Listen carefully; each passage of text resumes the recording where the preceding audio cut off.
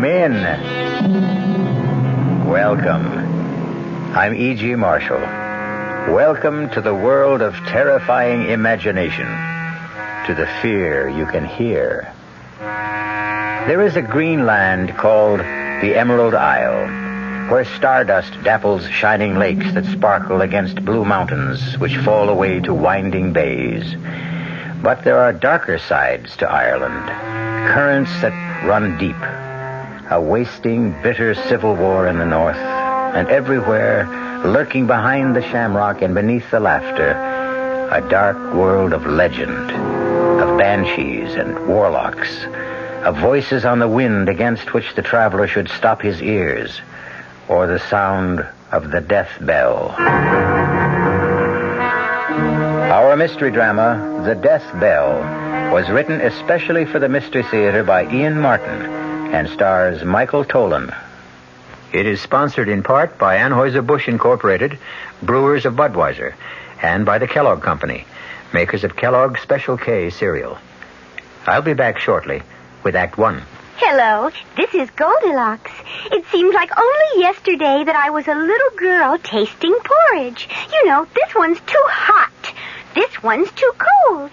And now I conduct taste tests on diet drinks. And there's one I must tell you about. Sugar-free diet 7-Up. It has a fresh, natural, delicious taste. It drives my taste-o-meter crazy. Sugar-free diet 7-Up. This one's just right. Computers. We're big on that. You deserve an airline that remembers your name. Ozark's computer helps us not to forget your name, reservation, connections, your return plans. At Ozark, a big impersonal computer helps us deal more personally with you. Computers, we're big on that at Ozark Airlines.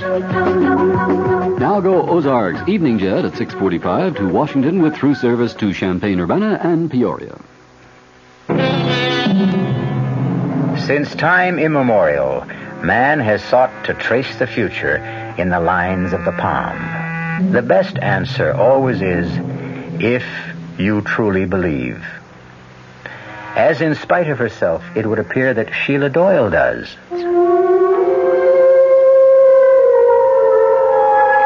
The moment I clapped eyes on Denny's cousin from the States, Brian Mackin, there was a bogle tugging at my skirts. And the one look in his hand ran the blood in me cold, for I never saw a shadow plainer.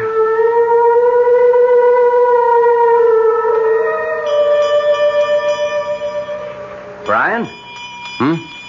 Oh, yes, Denny. Well, what are you doing over by the window? I'm trying to see where that bell came from. What bell? It's been ringing ever since you went up with Sheila, don't you? Well, that's funny. What? It stopped. You didn't hear it? Nope. Well, maybe you're just used to it. Don't you have some kind of a bell around here? Well, the church? No, not a church bell. Something much smaller, like, on an animal, maybe. Well, there aren't any animals around. Oh, well, maybe I'm just hearing things after that scare Sheila threw into me. Oh, look, Brian, I'm sorry about that. Sheila's as level-headed as they come about everything except some of the old country superstitions. She wasn't kidding, you know. She really believes in a lot of this. Well, forget it, Denny. I'm not worried about me. I was only concerned about Sheila. She looked all shook up. Oh, she was embarrassed. I think she felt she'd made a fool of herself. I don't think she'll be able to face you again tonight, but by morning, she'll cook you a breakfast that'll stick to your ribs. You are going to stay, huh? Oh, I can take the car and run down to the local inn. No, sir, not on your life. My cousin comes all the way from the States. I don't let you get away till we do some catching up. Catching up? Yes. I want to hear all about your wife.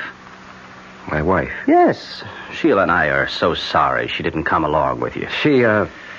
She wasn't feeling herself at the last moment. Yes, I know, so you said. You see, this isn't so much a trip. It's more a sort of pilgrimage. A what? I want to find Carrie Kleiner. I want to see it for myself. If it exists. What do you mean? Well, Brian, I always understood it was just a family legend. You mean to say you've been here in Ireland now for 3 years and you haven't tried to look it up? Man, it's near 250 miles from here and I haven't a car. Anyways, it wasn't my side of the family. Well, it was mine. Or should have been. At the very least from my mother's side. You know that. Well, I honestly don't. All I know is that my mother used to ramble on when she got older about how there was royalty in the blood somewhere far back and the ancestors lived in a castle in the north. Carrig, Clena. It was a castle. Huh? The Carrigs were said to be in the direct line of descent from Brian Boru himself. And it was a family custom to name the residence for the family name and for the wife who reigned over it. My great-great-grandmother, Clena, was married to the last of the line, Lord Carrig. Your great-great-grandfather? That's one of the things I'd like to find out. See, I think he was. You think? Lord Carrig didn't. He killed Clena and threw the man he said was her lover from the balcony over the sea to be smashed to death on the rocks below. And he sent my great-grandfather to be brought up by his wife's family, the Mackens. Your great-grandfather? You mean Carrig's son? He refused to recognize him. Claimed he was illegitimate. I see. Well, now, look. Looking for an old lost castle is as good a way as any of spending a vacation. You'll get a chance to see a good bit of Ireland on the way. Now, come on. Let's go get your bag out of the car, and I'll show you to your room.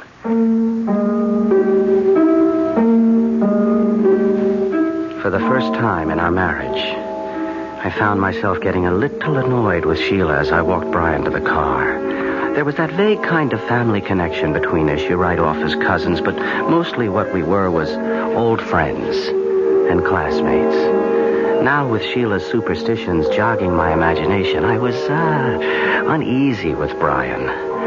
A feeling, thank the Lord, that a few minutes in the soft Irish night blew away.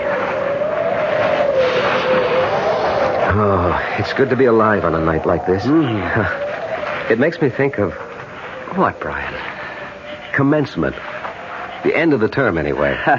or after the last ball game of the season. Tired, but loose, you remember? Well, for pitchers, maybe. Catchers with old football knees took longer to unwind. Well, so, how's the old rat race? Advertising? Oh, it still goes round and round. Hamsters on a cage wheel. How's the writing? Slow, but sure. And I make an honest buck cutting peat to keep myself in shape. You're a happy man. Oh, what more could I ask for?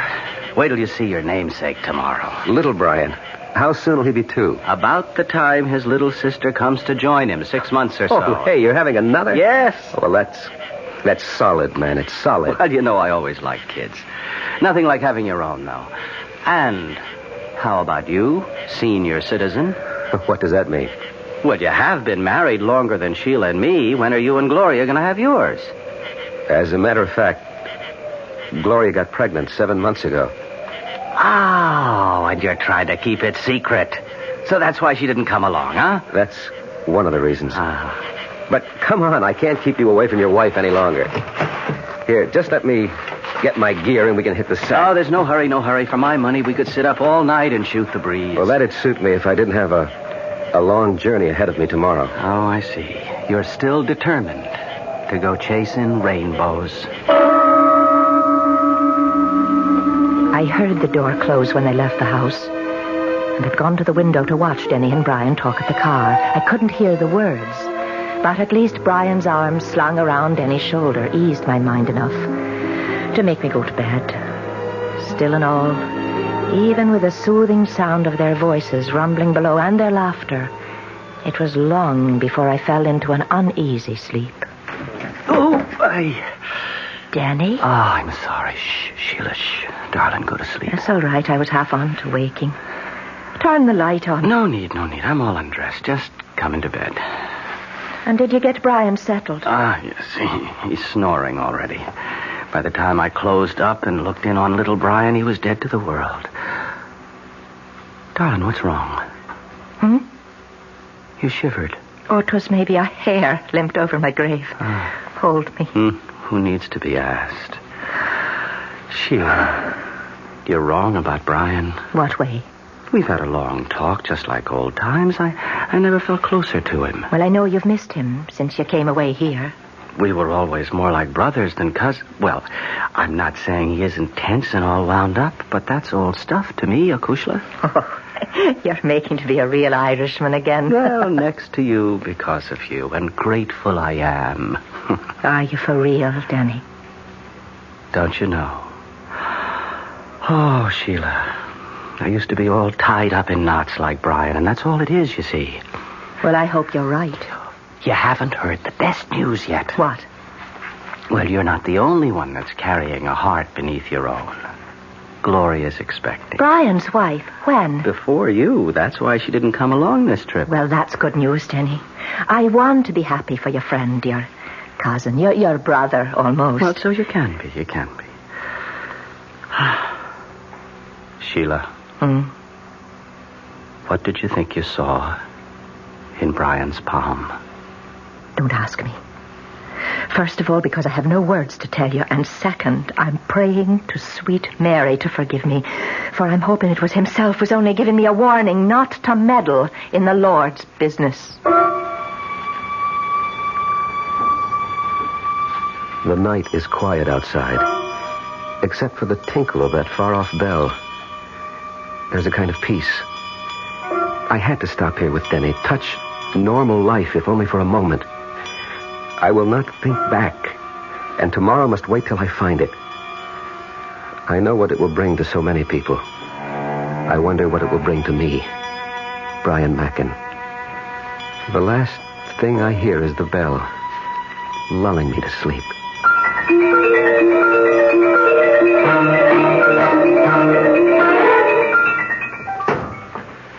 Well, that does it.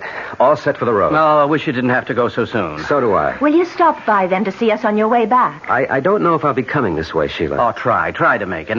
And Brian. Yes? The farther north you get, particularly beyond Sligo, hug the coastline all the way. Please, don't go near the border. Ulster, you mean? There's still a lot of trouble. I wish you'd forget the whole thing. Except I won't.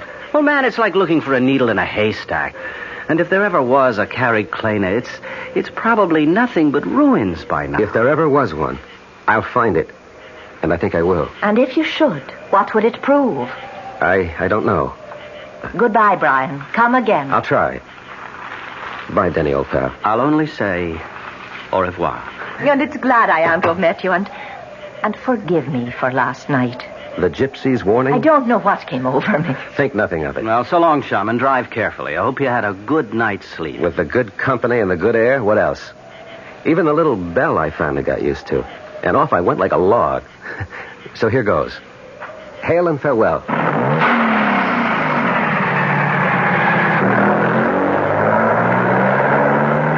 What was that about a bell, Denny? Search me, Mavourneen. When I came downstairs last night after I took you up to bed, Brian was by the window. He insisted he could hear a little bell ringing somewhere, but I couldn't hear it. What kind of a bell was that? Like it was on an animal, he said. Not like a cow, but more, say, like a goat. The Lord and all his saints be praised. No, don't.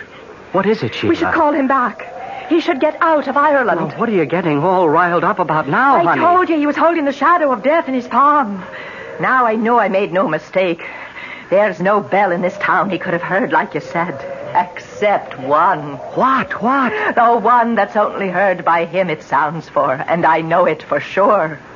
'Twas the death bell. Is Brian Mackin really marked for death? And if so, how soon? And how? We will return shortly with Act 2.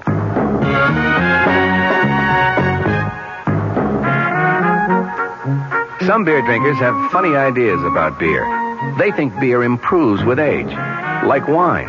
Well, find a brewmaster, though. You'll find a beer drinker who knows better. The Budweiser brewmaster says it all depends on how beer is aged. Just letting beer sit in lagering tanks makes it older, not necessarily better. That even goes for keeping a case around the house for a couple of months. But there is one kind of aging that's good for beer. The Budweiser kind. Beechwood aging. In this kind of aging, something happens. It lets all the flavor of the choicest hops and best barley malt that go into Budweiser get through to you. Sure, it takes more time and trouble to brew Budweiser that way, but brewing beer right does make a difference. Anheuser-Busch, St. Louis. Hey, Mom, what's for dinner? Hey, Mom, what you got? It's time to get ready for the great outdoors, and your ShopRite supermarket has everything you'll need for cookout dinners and fun in the sun. And for this week's dinners, ShopRite is featuring whole grade A frying chickens, just 37 cents a pound. Roasting chickens, up to 4 pounds, 47 cents a pound. Choice beef rib steaks, $1.19 a pound. ShopRite Franks, just 89 cents a pound. Get all your outdoor cooking equipment and many great food values at your ShopRite supermarket this week. She loves the family. She wants the best. She does all that she can do. She lets ShopRite do the rest. Hey, Ma, what's for dinner? ShopRite has the answer.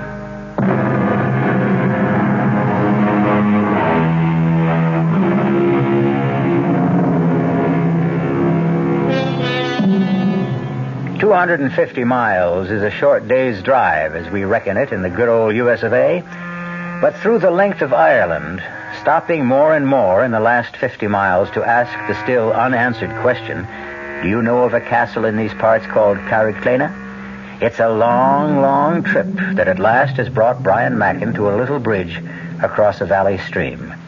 Stopping there to eat the lunch Sheila put up for him before he left, he has scarcely finished it as twilight falls. Then, as he dozes for a moment, back against a tree... What? Pull him up! Pull him up! I can't throw him! Hold on, don't get thrown! Oh, boy! Oh, easy! Hold up there, hold up! All right, easy, boy, easy. All right. Are you all right, ma'am? Yes, and I'm much beholden to you, sir. Oh, it's my pleasure. What happened? Well, something frightened my horse. I lost control. May I have the reins, sir? All right, now, stay, boy, stay. Here you are. Oh, thank you, Mr. Brian Mackin. How do you do? I am the Lady Clena Carrig. What? I said I'm Lady Carrig. Of Carrigclena? Well, naturally. Then it does exist. I should hope so. I was just on my way home. Where is it? Just across the bridge and over the hill. Oh, now that I've regained my composure. On my soul, you do look familiar. I didn't catch your name. Brian Mackin. Oh, no. No.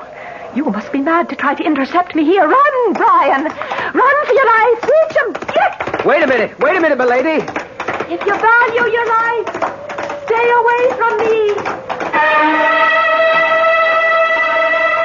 I am frozen at her sudden flight. Then suddenly I find myself running after her, laboring for breath over the last burst to the crest of the hill. Oh, damn, the light going. But where? She couldn't have just disappeared into thin air. But she had. In the lowering darkness, I can see the long sweep of the countryside down to the rocks and sea cliffs.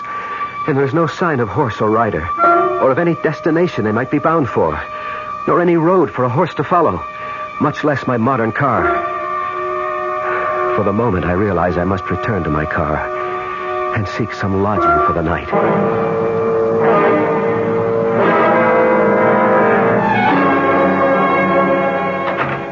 Danny, is that you? Well, who else were you expecting, Sheila? Oh, darling, I'm that glad to see you. Ah. It's late you are. Oh, we cut a few extra squares tonight as long as the light was with us. Here, what is it, little bird? You're all aflutter. It's Brian's on my mind. Oh, you'll laugh at me again, I suppose. But as I was laying our little one down with the sun just gone over the hill, I thought I heard him calling, Clena, Clena. Oh, now, Sheila, what's got into you? I wish I knew. I only know somehow we should never have let Brian go off for the north. Something terrible is going to happen to him. And if there is, what could we do to stop it? Well, we should try. Would you have me follow him on Shank's mare? How fast do you think I could walk it? Well, you could borrow the McFadden's car or Seamus' motorcycle. And if I did, where would I head for? Oh, don't fault me, darling, or make me the fool. It's just a feeling comes over me and I can't help it. I want to be wrong. I hope I'm wrong. Sheila, now please, stop worrying about Brian. If anyone ever knew how to take care of himself, that's the guy. I said it with authority because I meant it, or I thought I meant it. Or I tried to mean it because I wanted to reassure Sheila. The truth is, I was shaken again. I'd been 3 years living in Ireland, long enough to fall under all of her spells, even the black ones. And I'd have given anything to know where Brian was at that moment. And what he was doing.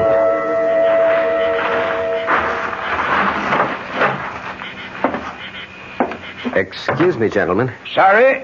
Closing time is posted. I wasn't looking for a drink as much as I was for accommodations tonight. Well, now, as to that... I'm willing to pay well for it. An American, is it? Well, for that much, I suppose we could be after finding your room and a bite to sup. And perhaps a little information? We're not for doing much talking around these parts, in particular to strangers. What would you want to know? Well, something very simple, I hope. Would either of you know where I could find a place called Carrickclena? Carrickclena? Yes, no. What would be after bringing it to these parts looking for the likes of Carrickclena? Well, till late this afternoon, only a dim hope of finding it after all these years. For private reasons. Oh, and what would the private reasons be? Family ones. My great-grandfather was born there. Was he now? And what was it that late this afternoon gave you the good hope of finding Carrickclena? I ran into someone who lives there. Who lives there? Paddy? Will you hold your tongue, Mick? And who would you have met that said they was from the castle? A very beautiful woman. A girl, actually, who said she was the Lady Clena Carrick. Oh, the Lord and his saints preserve us. The Lady Clena? Where was this then? For about 5 miles or so north of here. There's a road goes winding down to a little bridge and then goes up a rise on the other side, but sort of peters out. Ah, that's the old Ballybrig across the Scallanore. Did you drive your car across that bridge? No, I stopped this side of it because the going was getting so rough. Sure, it's lucky you didn't drive on it. It might have carried away with you. That bridge has been condemned for anything but foot travel as long as I can remember. But why? Because it doesn't lead to anywhere anymore. It leads to Carrickclena somehow. How would you know that? Because the lady was bound for there on her horse. Ah, was it a big bay mare with a mane as white as snow? Yes, that's the one. And the woman, how was she dressed? Why, she was in sort of a green velvet dress with a big hat, like an old-fashioned riding habit, you'd say. Oh, Mary bless us. And the good Lord save us all. Old-fashioned it is for sure. For the Lady Clena has been dead these 100 years and more. No, this was a young woman. She was only past her 21st year when she died. That was no real woman you saw this afternoon, stranger. That was her ghost. But I talked to her. Did you now, then? What you saw was never real. And you can take that as gospel. Well, perhaps. I hadn't eaten all day, and I did take a nap under a tree. And 'twas twilight, when all fancies begin. We'll let it go at that, anyway. But Carrickclena, is that just fancy, too? Well, now, as to that... Must you always put your oar in, Mick? I'm talking to the gentleman here, Mr... Mackin. Brian Mackin. It is a good Irish name. I mentioned that my family came from Ireland. So you did. And at least you've had the sense God gave you to come back. I'm Paddy Flynn, and the little runt here is Mickey Mahan. The top of the evening to you. Is it back you are to stay, Mr. Markin? That depends on what I find at Carrickclena. It's little you'll find there. Deserted and empty, and blown by the winds for a century. It's not but a ruin. Not worth the effort to go by it. And sometimes at nightfall, there's a woman's voice that'll call, "Come away, come away," and ill betide the man who listens. Well, just the same, I want to see Carrickclena. Can you guide me there? Not by night. I wouldn't stir out by night for all the gold in a leprechaun's hoard. Maybe tomorrow. We'll see. It's time we were all to bed. Come, I'll show you your room, Mr. Mackin.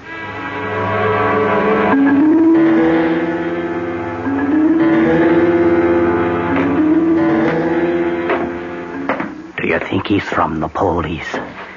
I don't think so, but I'm taking the chances. Sure, and what are you doing there? I'm making Mr. Mackin a little nightcap, as he requested. Only it'll be a little stronger than he expected. How is that, Paddy? Sure, I'm giving him a little extra dividend. Your namesake, as you might say. Who will that be at all?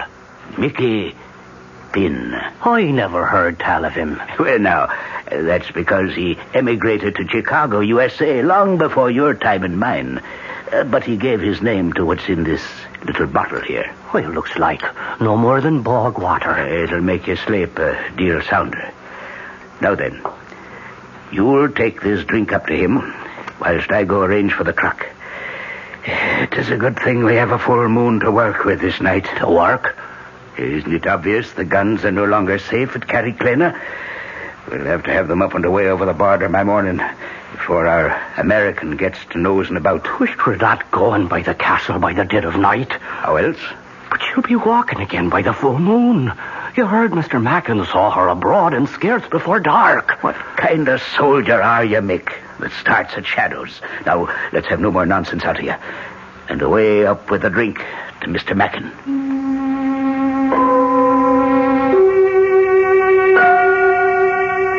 I look at my watch. It's just after midnight.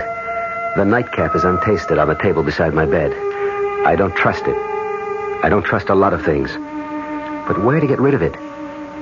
A vagrant memory drifts across my mind of jokes among old country people. A quick look under the bed, and there is the receptacle. It's a matter of a moment to empty the glass in it. And none too soon. I can hear stealthy footsteps approaching. Don't use the curse, Mick. Unless there's trouble. If there is, I'll put him to sleep myself. Mr. Mackin? Mr. Mackin? I think he's away. Follow me. He's dead to the world. We'll check that out. He's drunk it. Will it keep him quiet long enough? 8 to 10 hours. And even when he wakes, he'll not want to leave his bed. Now come away, man. We've much to do.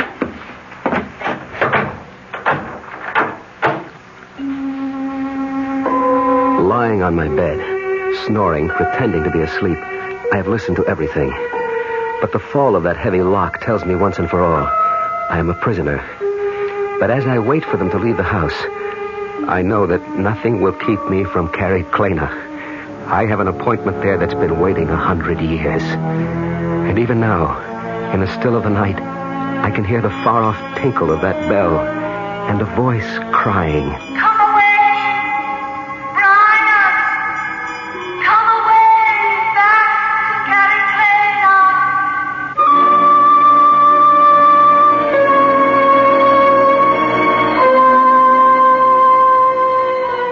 I will return shortly with Act 3.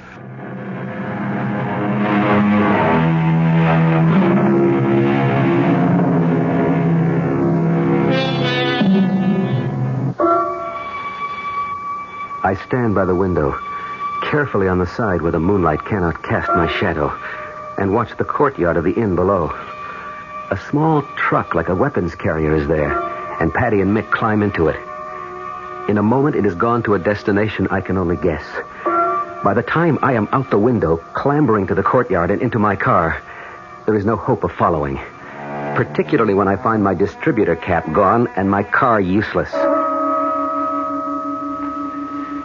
It's a long, agonizing walk for 5 miles, even on a moonlit night.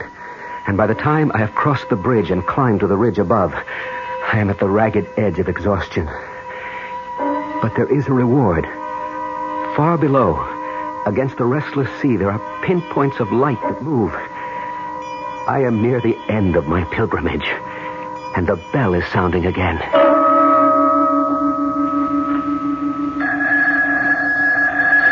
Danny. What is it, Sheila? The phone, it's ringing. Well, what time is it? It's 3:30 in the morning. Well, who could be calling us now? I don't know.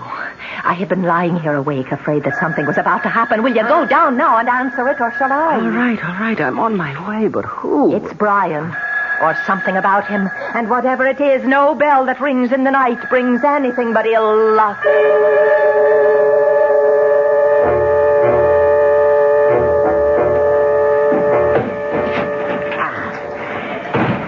Is that the last of them? Not by a long shot. And damn the moon. It's off away behind the clouds again. I wish I was off away with it. What's the matter, Mick? Are you afraid a banshee will howl you off to your grave? Well, there's little I like at all about this night.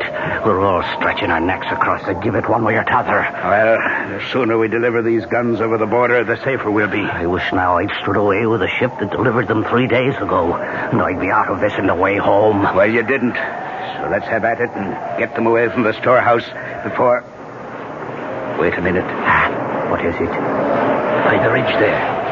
The silhouette of a man.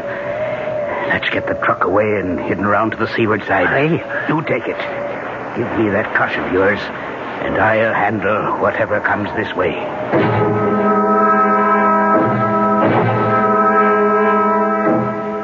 Yes, Sergeant, he was.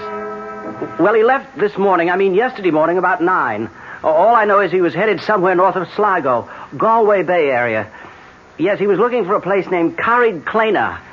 No, not at all. And please, he's a cousin of mine and a very good friend. You will keep us notified and let us know what's happening. Yes, I'd appreciate that. Thank you. What is it, Denny? Oh, what are you doing out of bed, Shield? Who was on the phone? You said Sergeant. It was Liam Flaherty of the police. Oh, Shield, there's all hell to pay. Tell me. There was a tracer from the States. They called the local here to get in touch with us. Why? The police in America. They're trying to get in touch with Brian. What has Brian done? That isn't the point. It's what's been done to him. What? Brace yourself, my darling. Somebody murdered his wife.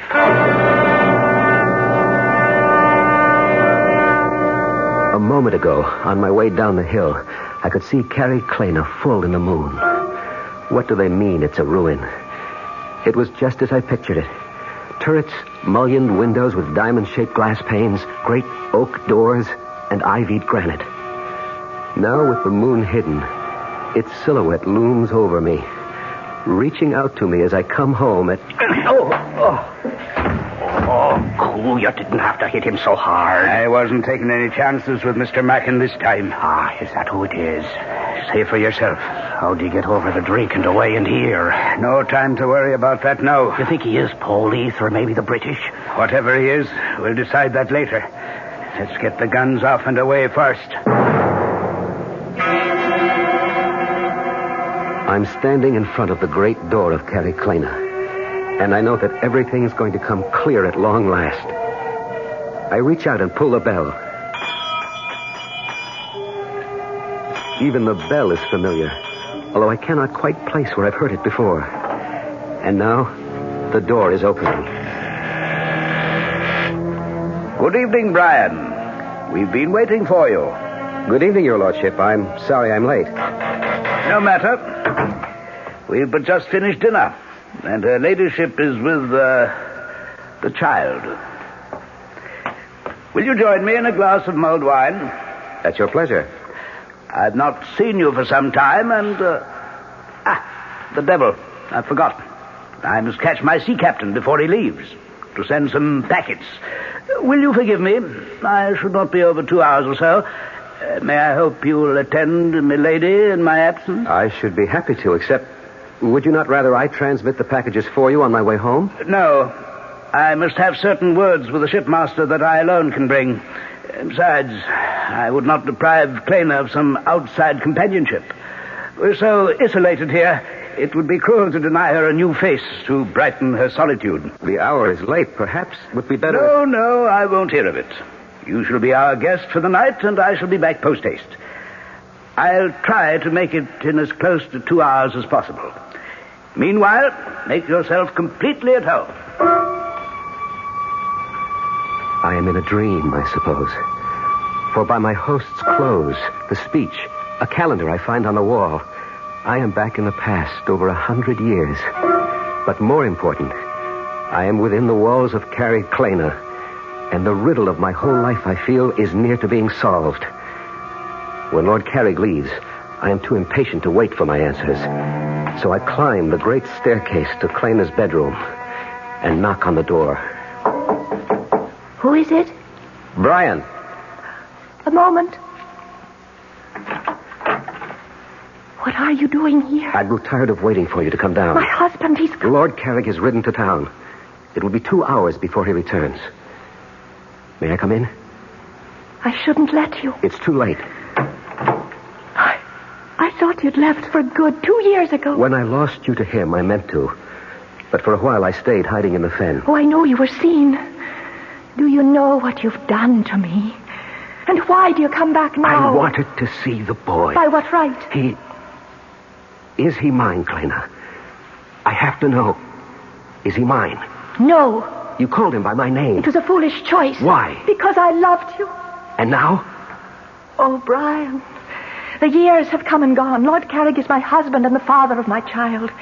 And I have a whole new life I've learned to accept. I still want to know if the child is mine. Let me go. When you answer me. How could he be yours? He was born 10 months after I married Lord Carrick. Then why does everyone whisper he's mine? Because you didn't leave as you promised. Why didn't you take yourself right out of my life? But there was nothing between us after your marriage. We know that, but no one else believes it. They still think the child is mine. Even Lord Carrick. I can't imagine why he could have welcomed you here tonight. I can't tell you how he... Wait a minute. What is it? Hush.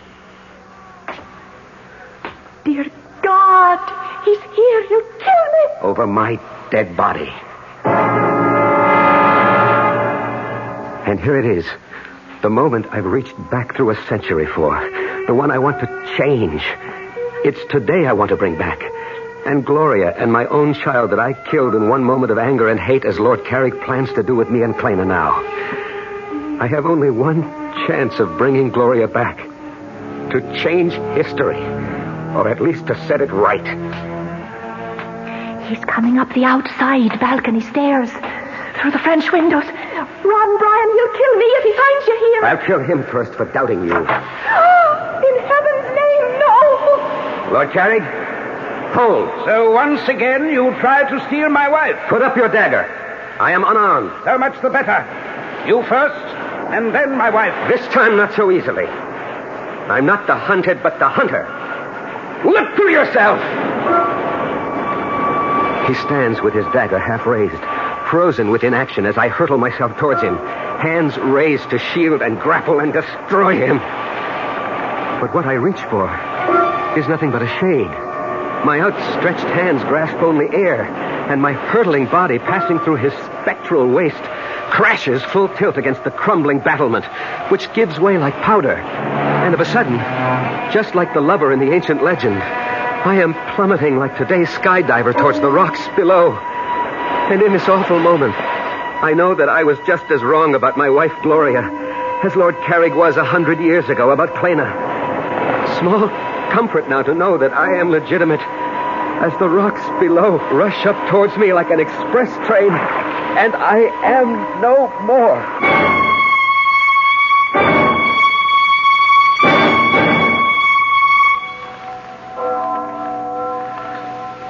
Are you ready, Sheila? In a moment. What is it, darling? That bell. I don't know if I ever want to hear a bell in my life again. That's only the church bell. We didn't ever hear the other one.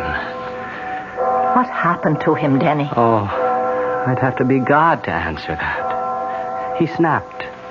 The way a lot of us do when life spins us around too fast and curdles our brains. Why do you think I ran away from it all and came here to find peace? Brian really killed Gloria. He'd had a nervous breakdown 2 months ago. He escaped from the sanitarium. His obsession about paternity had put him there, and Gloria was asking for a divorce. He lost his head. She lost her life. But how did he think he could escape by coming here? I don't think he was looking for escape, but... Oh, I know it's such a writer's word, but... expiation. Are you saying, then, he was after taking his own life? We'll never know, Sheila. The police say there's some evidence that the IRA were using Carrick-Clena as a depot for smuggled arms from the sea. Maybe he stumbled on them. The local folk would tell you that anyone in that haunted castle after dark, especially when the moon was full, was risking God knows what. And someone I know very dearly sensed he was marked by fate for death. Oh, don't. I wouldn't wish that on anyone. Perhaps for Brian Macken 'twas the only way. Let's us go give him a decent burial. And wish him peace at last.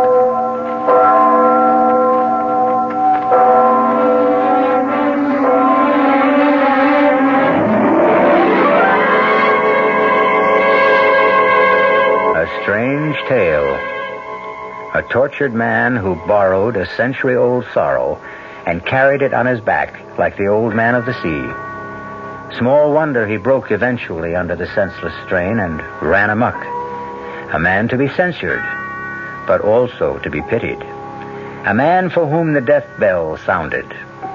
Let his epitaph be John Donne's, lest you stop to criticize too harshly. Ask not for whom the bell tolls. It tolls for thee. I'll be back shortly. Oh, sure. You can talk about good-tasting diet drinks, but I know. I'm Goldilocks, and here at my taste-testing laboratory, I taste-test them all. And nobody's been drinking my diet drinks until I tested sugar-free Diet 7-Up. And then, kabloomy! Every bear wanted some. Diet 7-Up is fresh, natural, delicious. Sugar-free Diet 7-Up. This one's just right. North Jersey is certainly getting a higher yield this spring, especially with Suburban Savings Special High Yield Savings Certificate that you can raise for fun and profit.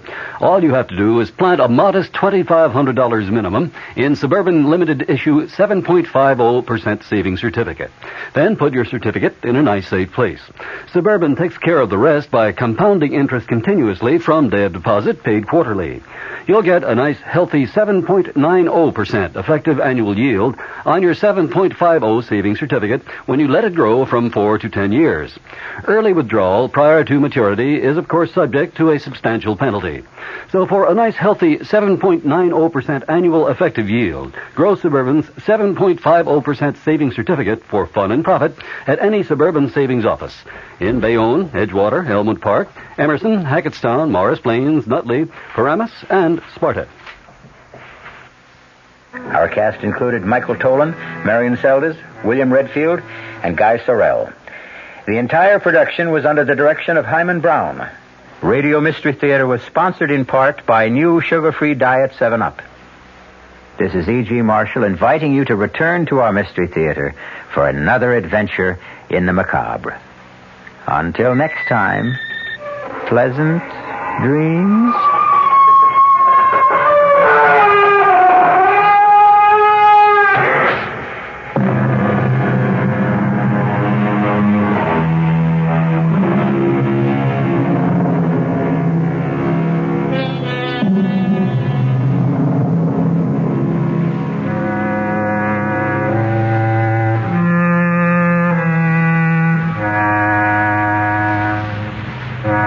The preceding Mystery Theater program was furnished by the CBS Radio Network.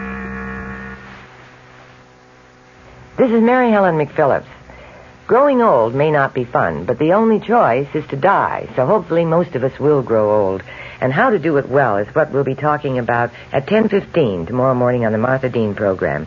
Morton Puner, a member of the Gerontological Society, will tell us what we know about growing old. I hope you'll join me tomorrow morning at 10:15. I'm Fulton Lewis in the Mutual Broadcasting System studios in Washington, D.C. Now, my commentary.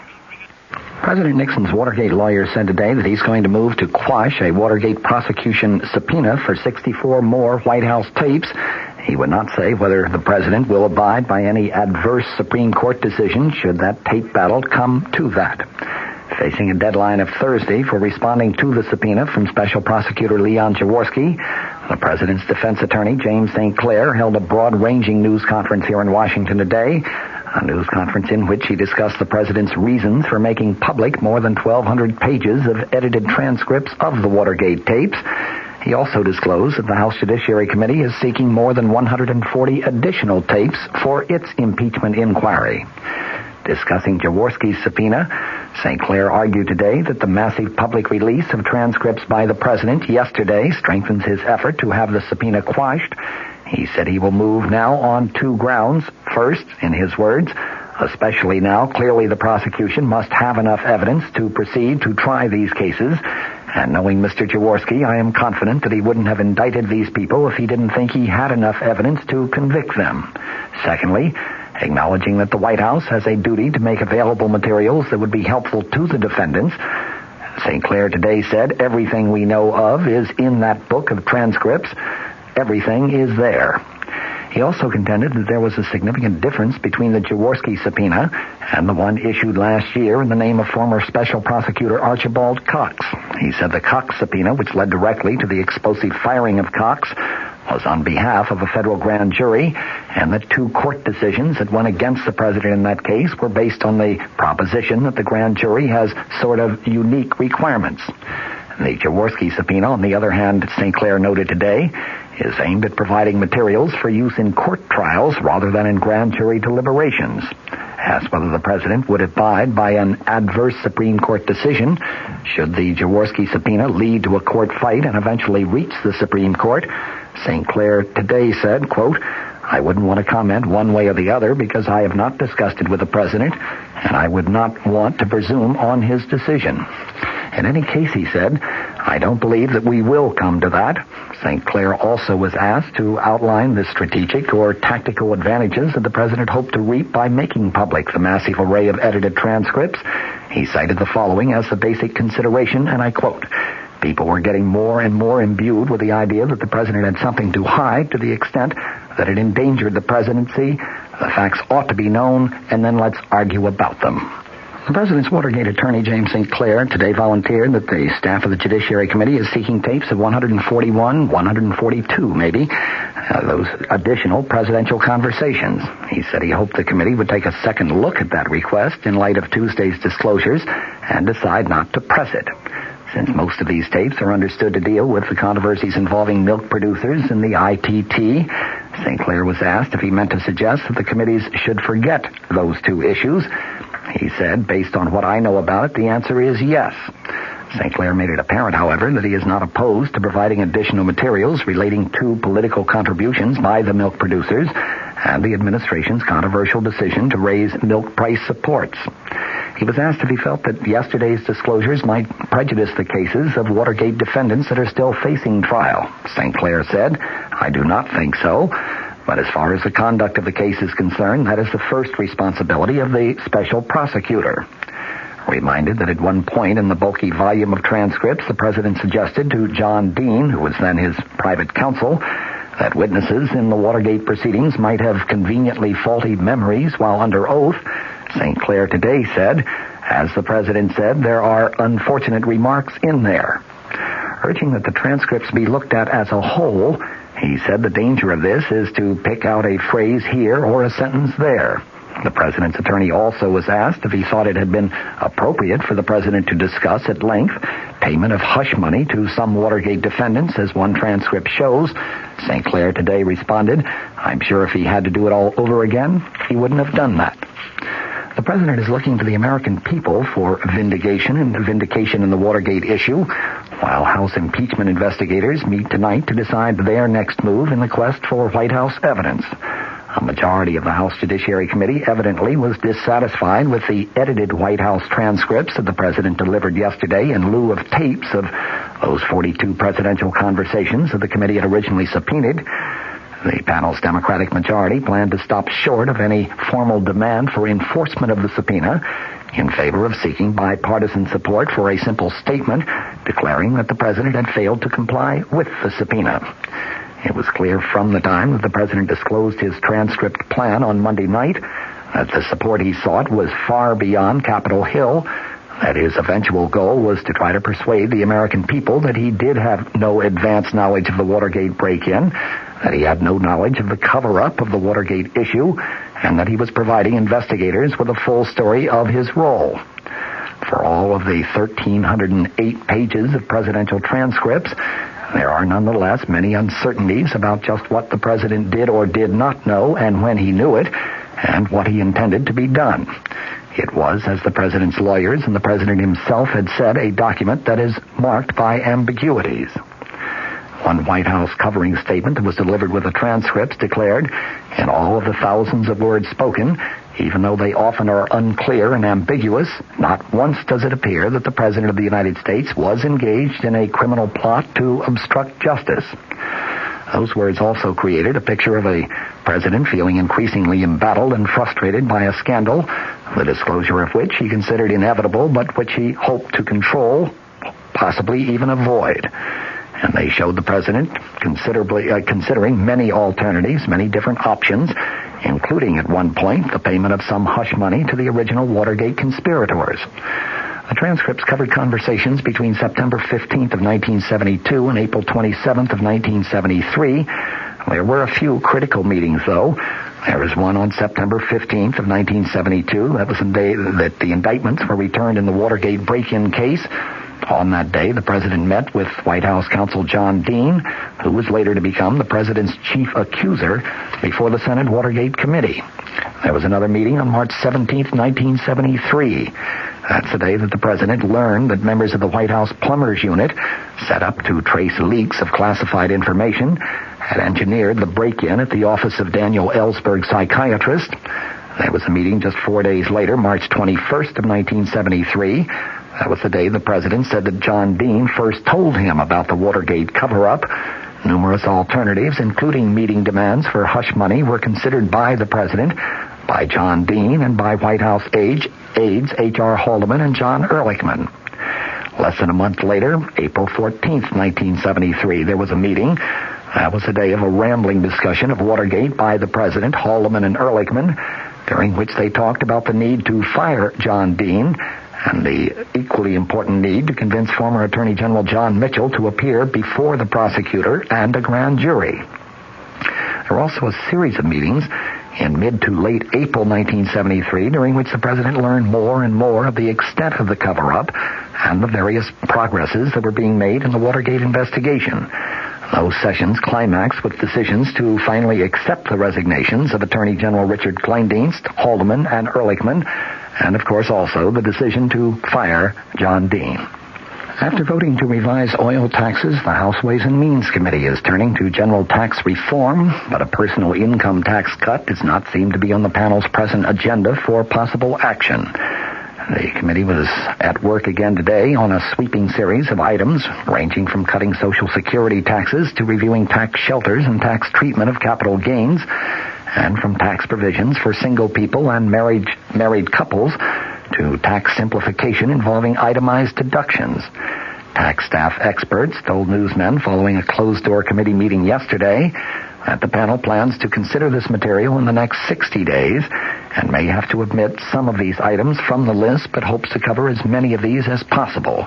Missing from the listing of more than 25 topics, though, was a general personal income tax cut along the lines of a $5.9 billion measure that has been suggested by some members of the Senate.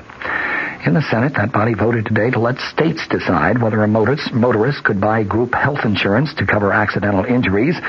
The action came as the Senate neared a final vote on no-fault automobile insurance, which would compensate accident victims without regard to who caused the accident. San Francisco Mayor Joseph Alioto announced today that police in his city have arrested 7 black men in the so-called Zebra Street killings carried out by a black group, which in Alioto's words was dedicated to the murder and mutilation of whites and dissident blacks. He told a news conference the police have pierced the veil of a vicious ring of murderers called the Death Angels. The Death Angels is kind of a reverse Ku Klux Klan. 12 whites have been killed, 6 others wounded in San Francisco in very random, very unprovoked attacks over the past 6 months. From the Mutual Broadcasting System studios in Washington, I'm Fulton Lewis, and that's the top of the news as it looks from here.